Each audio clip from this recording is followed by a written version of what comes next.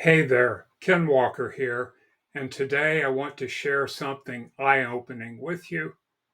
A few months ago, I visited Shy 38, a sanctuary for farmed animals just outside of Lawrence, Kansas. That's where I met Helen and Opie, two incredible cows who've been through more than we can imagine. I spent the afternoon with them and Chris Taylor, who started Shy 38 back in 2015. Chris's story really drove home how deeply ingrained it is for us to view cows as food. It's a perspective that shows a journey, one that ends with a hamburger. But what if we could rewrite that journey? Chris shared her story with me about the founding of Shy 38 Farm Sanctuary. So we rented a house right next to a herd of cows. We named them. My kids would sit out and watch them. They would watch us. They'd watch the kids play ball and the dogs run around, and they'd stand at the fence and watch. And what is Shy 38?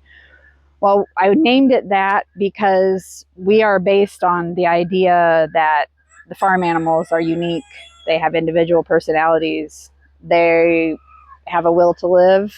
They would live if they were given a choice. Um, they have other purposes on Earth besides, what humans have decided they're good for. Um, so out of that herd of cows in the very beginning that belonged to the farmer, one of those cows never really warmed up to us. She'd stay just far enough away. She was super shy, so that's the shy part, and her ear tag had the number 38. So to the farmer, she was known simply as 38.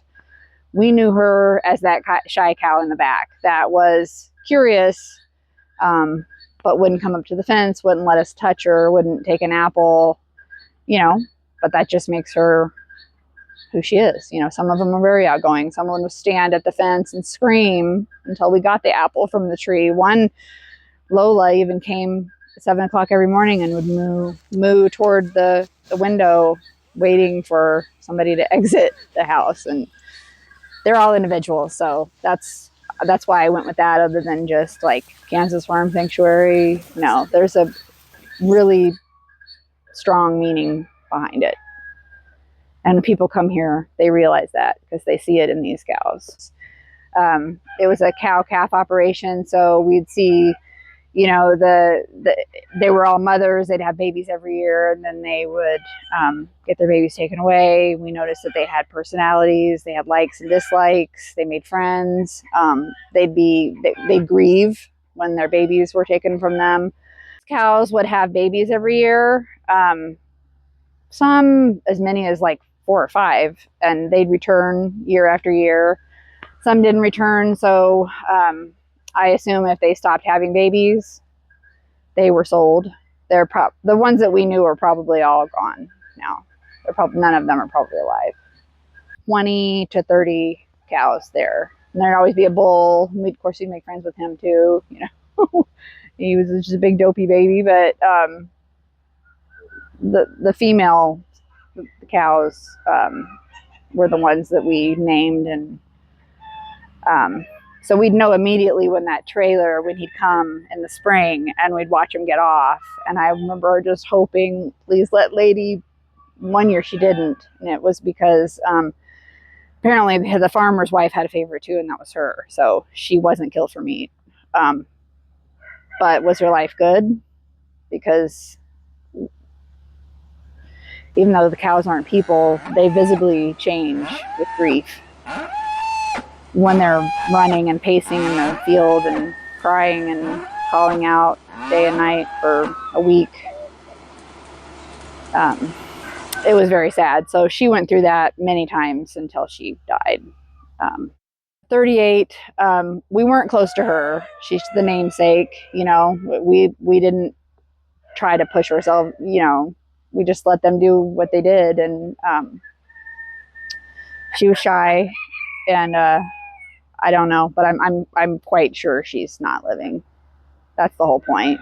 He'll replace those with other cows and then do it all again.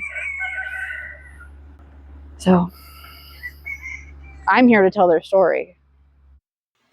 Although I grew up in Kansas and had driven by cows hundreds of times, I never gave much thought to their lives, let alone considered who each one might be.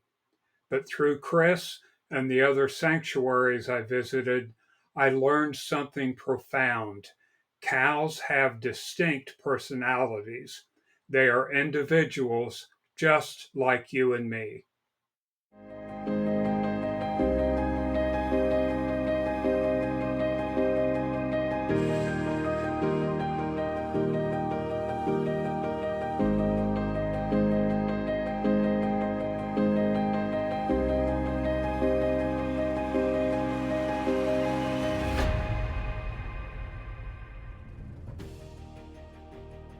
In cow-calf operations, although calves naturally wean at about 10 months, animal agriculture forces them to wean 3 to 4 months early.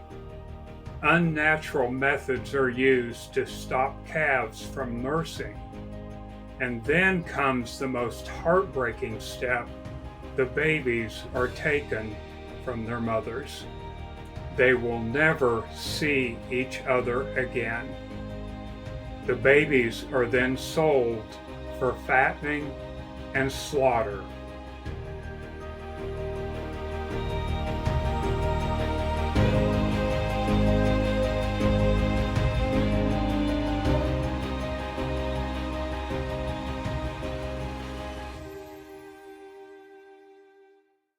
This was the fate of the cows Chris knew from the field next door.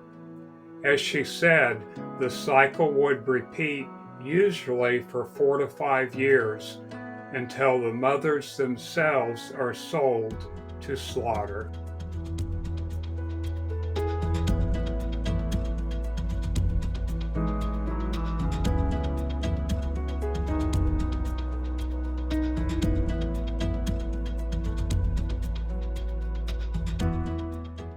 But one decision can change that fate.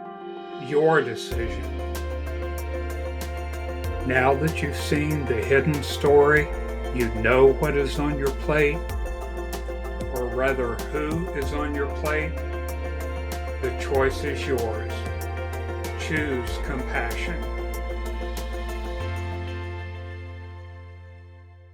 You know, we live in farm country, cattle country here anyway, so everybody's got a herd of cows, and they're not pets, so they're not treated as individuals. But what if someone created a place where you could meet cows that were treated as individuals, and then you got to know them and you could see their uniqueness like we did, which I had never had.